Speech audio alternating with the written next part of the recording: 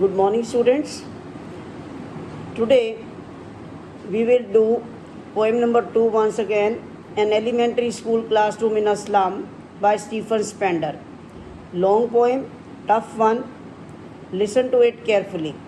Stephen Spender describes the social inequalities which are prevailing in the society. In this poem, he describes the condition of students of an elementary school which is located in a slum area.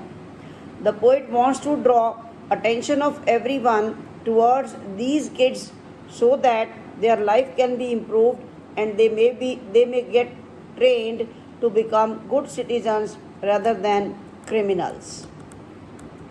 Come to the poem now. Far, far from. FFF alliteration.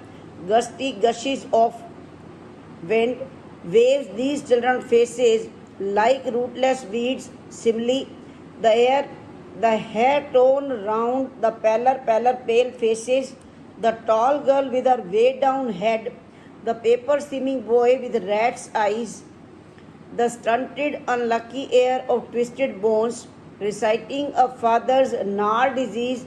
G is silent. Gnarl disease of arthritis.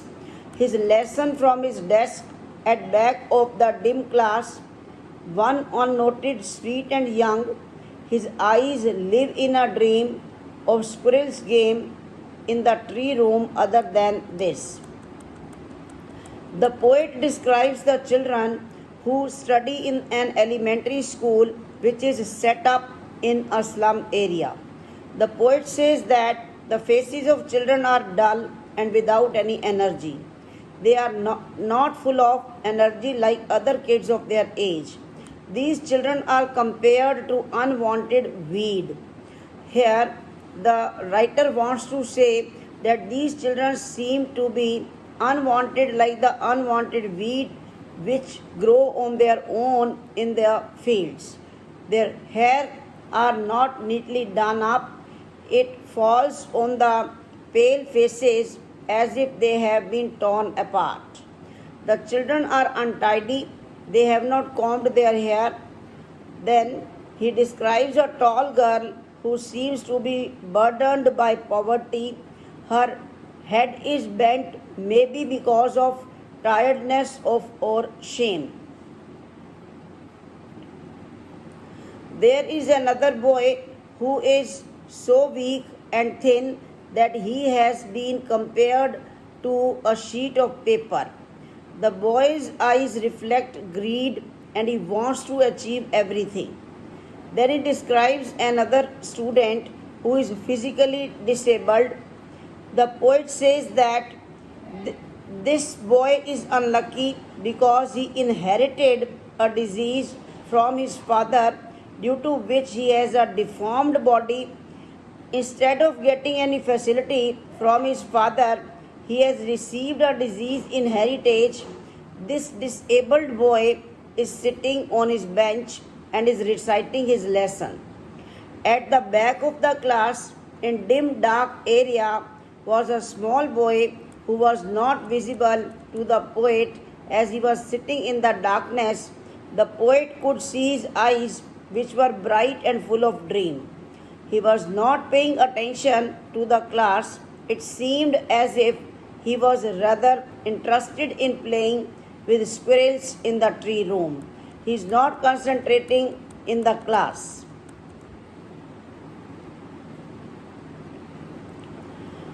Second stanza.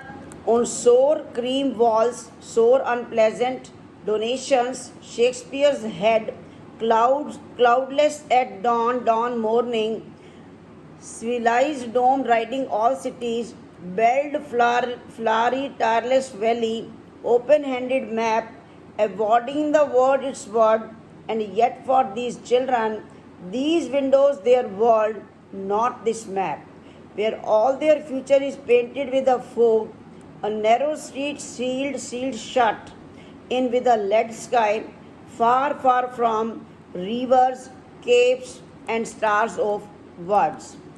The poet describes the walls of the school. They are cream in color, like the color of sour cream. This means that the walls are not clean, They have not been painted recently. The walls are covered with different charts and images that must have been donated by different people. There is a picture of Shakespeare on the wall. His head, which is bald, looks like the rising sun at the horizon. At the time of daybreak, the sun is rising at the horizon and is semicircular like a dome shape. It seems to be behind all the cities. There is a picture of the famous Tarles Valley, which has beautiful flowers. There is the image of a map which helps all in its own way. But for these children, the map of the world is irrelevant because the slum where they live is different from what is shown in the map.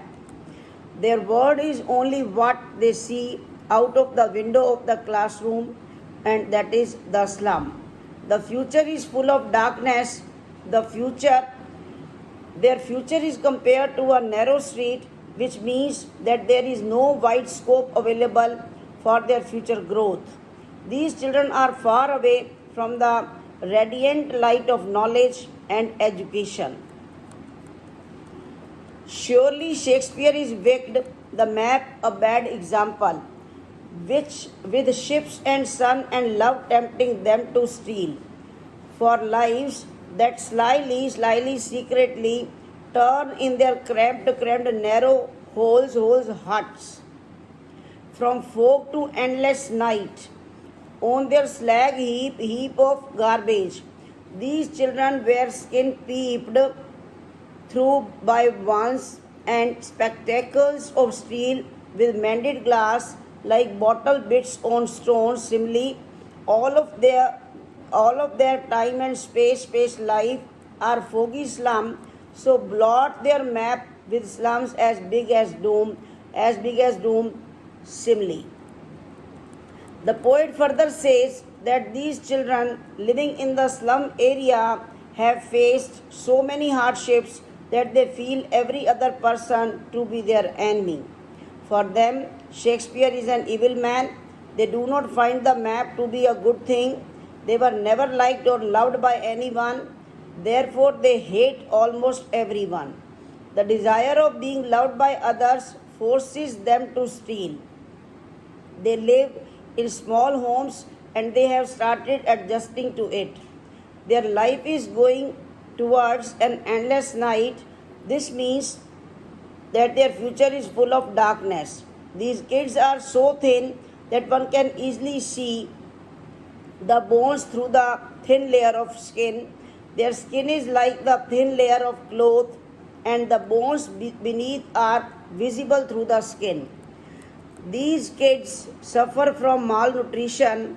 They wear spectacles which are made of steel. They are cheap and very uncomfortable.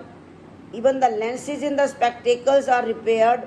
The spectacles look like stones which have been repaired with pieces of glass sticking out of them. Here the poet tries to explain that these kids have to face so many hardships in their lives.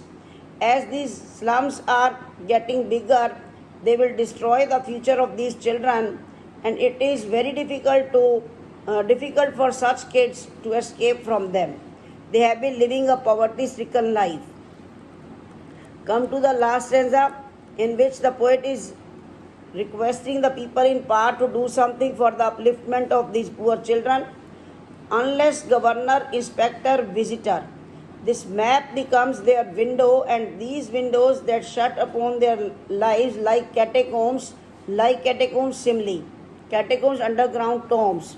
Break, oh break, open till they break the town, and show the children to green fields, and make their world run azure blue sky, on gold sands, and let their tongues run necked into books. The white and green leaves open, history theirs whose language is the sun. What does the poet say in this stanza? The poet says that the government should take notice of the problems being faced by these kids. He urges them to change the life of these kids and make the word map a reality for them. there is a need to break the restrictions which are put on them due to poverty and lack of resources. He wants the governor and public to help these children in achieving their dreams, as this will take them away from fog to blue sky. The poet here wants to say that in this way the children can be taken away from the darkness of their present to a bright future. He wants these children to experience the sands and the beauty of nature, as this will lead to a desire of gaining knowledge. They will then go through the white and green leaves. Here white leaves depict books and green leaves depict nature. This will then result in their progress, and they will be able to paint a bright future for themselves. They will be able to create a history, but because history can be created by those people who have some confidence in their language, like that of sun. It is a metaphor that books and nature are expressed in the form of white and green leaves. Metaphor. Thank you. Listen the video twice and try to understand the meaning of this poem.